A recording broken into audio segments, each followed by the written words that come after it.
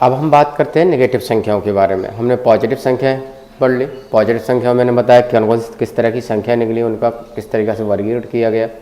तो अब हम बात करेंगे नेगेटिव संख्याओं। तो नेगेटिव संख्याओं को सबसे पहले हमें ये ध्यान रखना है, कोई भी नेगेटिव नंबर लिखते हैं तो हमेशा राइट टू लेफ्ट लिखते हैं, ठीक है। पहले ही बता चुके हैं, जैसे माइनस इन्फाइनाइट, इसके बाद डॉट माइनस का 7, माइनस का 6, माइनस का 5, माइनस का 4, माइनस का 3, माइनस का 2 और माइनस का 1, ठीक है। तो नेगेटिव नंबर में भी, इन संख्याओं में भी सम संख्याएं, विषम संख्याएं, ठीक है, जितने भी मैंने बताया भाज्य भाज्य ये सब होती है इसमें भी, ठीक है। अगर हमसे ये पूछे कि -5 किस तरह की संख्या है, तो ये नेगेटिव विषम संख्या है, और साथ के साथ ये कैसी भी है, नेगेटिव अभाज्य संख्या है, ठीक है। ठीक वैसे ही वो होता है, लेकिन इसमें से एक नया नंबर निकल के आया, ठीक है, इन नेगेटिव संख्याओं में से, जिससे हम क्या बोला, काल्पनिक संख्याएं। क्या बोला गया, काल्पनिक संख्याएं। देखो काल्पनिक संख्याओं का जन्म कैसे हुआ, तो आज हम बताते हैं काल्पनिक संख्याएं बनी कैसे, ठीक है। तो सबसे पहले हम बात करेंगे काल्पनिक संख्याओं की, ठीक है। तो काल्पनिक संख्या क्या होती है, काल्पनिक संख्या। तो काल्पनिक संख्याओं में को हम इंग्लिश में कहते हैं इमेजिनरी नंबर, इमेजिनरी नंबर। देखो काल्पनिक संख्या क्या होती हैं, जैसे जिसका हम वर्गमूल न निकाल सकें, जिसको हम वर्ग के रूप में न लिख सकें, वे सभी संख्याएं जिनको हम वर्ग के रूप में न लिख सकें काल्पनिक संख्या कहलाती हैं। या हम ऐसे भी बोल सकते हैं जिसका हम वर्गमूल न निकाल सकें, ठीक है। तो वो कौन कौन सी संख्या हैं, जैसे अब इन सब का अगर हम कहें कि इन सब का हमें वर्गमूल निकालना है, तो इन सब पे हमने क्या लगा दिया, under root 2, under root 2, under root 4, under root 5। अगर हम इस पर अंडर रूट लगा दें तो अंडर रूट का, जैसा कि हमने बता दिया है कि अंडर रूट का मतलब क्या होता है, अंडर रूट का मतलब ये होता है कि किसी चीज़ का वर्गमूल निकालना, ठीक है। तो अब जैसे हमें -4 है, अब इसका हमें क्या निकालना है, वर्गमूल निकालना है, ठीक है। तो वर्गमूल निकालने के लिए हमें पता है कि जो इसके अंदर संख्या होती है उसके दो पेयर ऐसे वर्गमूल, जैसे मैंने पॉजिटिव संख्या में बताया था कि वर्गमूल संख्या क्या होती हैं, जिनका स्वयं से ही 2 बार गुणा किया जाता है, वो जो संख्या प्राप्त होती है, ठीक है, उसे पूर्ण वर्ग संख्या कहते हैं। और जिससे वो बनी है उस संख्या को हम उसका वर्गमूल कहते हैं। जैसे अगर हमने यहाँ मानो प्लस का होता तो इसका वर्गमूल कितना हो जाता, इसे हम ऐसे लिख सकते हैं क्योंकि ये नंबर है वो इससे मिलकर बना है 2 से और 2 बार, तो ऐसे हम कह सकते हैं इसका जो वर्गमूल होगा, ठीक है, तो इसका जो वर्गमूल हो गया वो कितना हो गया, 2, क्योंकि ये नंबर है 2 संख्याओं का 2 बार गुणा किया गया है, 2 का 2 बार गुणा किया गया है, तो हमें क्या मिला, 4 मिला। इसीलिए ये क्या हो गया, इस नंबर का यानी इस संख्या का वर्गमूल कहलाता है, और अगर हम इसका वर्ग करें तो हमें पुनः ये प्राप्त होगा 4, ठीक है। तो ठीक वैसे ही अब अगर हम इसमें माइनस लगा दें तो क्या हम इसका वर्गमूल निकाल सकते हैं, देखो क्यों नहीं निकाल सकते हैं, उसका कारण भी देखो, ठीक है। देखो तो उसका कारण ये है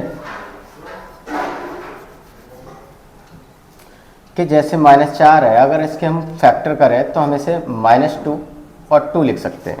अब यहाँ माइनस नहीं लगा सकते हैं, अगर माइनस लगा दें तो माइनस से माइनस गुणा में कट जाता है, तो क्या हो जाता है, प्लस, ठीक है। अब ये नंबर नेगेटिव है और ये नंबर कैसा है, पॉजिटिव है। अगर इन दोनों का मल्टीप्लाई करेंगे तो हमें यही मिलेगा, ठीक है। और वर्गमूल निकालने के लिए किसी भी संख्या का हमारे पास क्या होना चाहिए, पॉजिटिव नंबर होना चाहिए और वो पूर्ण वर्ग संख्या होना चाहिए, ठीक है। अब ये पूर्ण वर्ग तो है, लेकिन ये कैसी है, नेगेटिव है, ठीक है। नेगेटिव की वजह से हम इसे पूर्ण वर्ग भी नहीं कह सकते, ठीक है।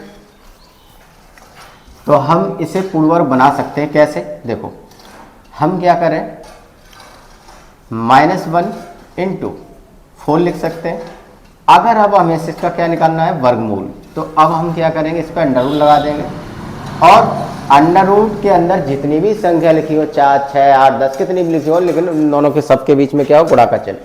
तो हम इसको क्या कर दें, 2 है तो दोनों को हम न्यार न्यार कर दें, जैसे under root -1 into under root 4 ऐसे लिख सकते हैं।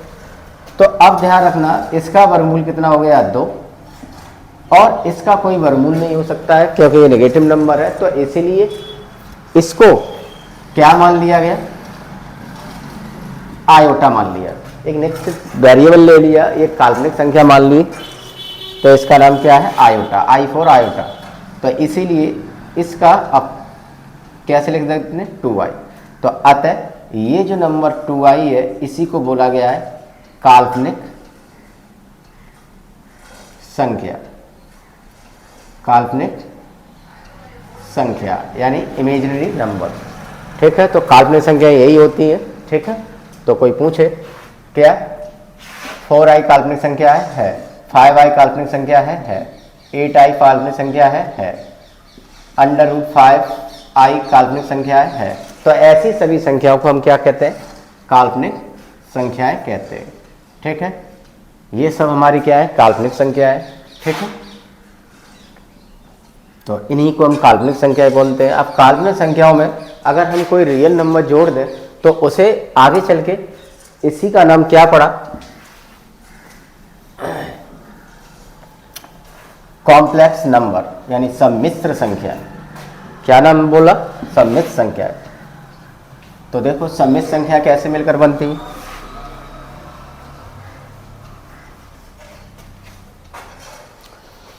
तो अब हम बात करेंगे सम्मिश्र संख्या। किसकी, सम्मिश्र संख्याएं। तो सम्मिश्र संख्याएं मुख्य रूप से 2 भाग होते हैं। इसे हम कॉम्प्लेक्स नंबर कहते हैं, इंग्लिश में कॉम्प्लेक्स नंबर्स। तो सम्मिश्र संख्याओं में 2 पार्ट होते हैं। एक पार्ट होता है यानी पार्ट फर्स्ट यानी रियल नंबर यानी वास्तविक संख्या, और दूसरा पार्ट होता है जो अभी मैंने आपको समझाया, काल्पनिक संख्या, काल्पनिक संख्या, इंग्लिश में इमेजिनरी नंबर। ठीक है, ठीक है। फॉर एग्जाम्पल जैसे 4 + 3i, ये हमारा क्या है, एक सम्मिश्र संख्या है। ठीक है, इस सम्मिश्र संख्या के 2 भाग हैं। एक ये जो हमने बताया, ये तुम्हारा क्या है, रियल नंबर है, और ये वाला जो नंबर है वो किस तरह का है, काल्पनिक संख्या। ठीक है, तो अतः काल्पनिक संख्या के जन्म होने के बाद हमें एक और नया नंबर प्राप्त हुआ, जो आगे इसका नाम क्या पड़ा, सम्मिश्र संख्या यानी कॉम्प्लेक्स नंबर। ठीक है, तो इसका हमें ज़्यादा यूज नहीं करना है। ठीक है, तो अब हम बात करते हैं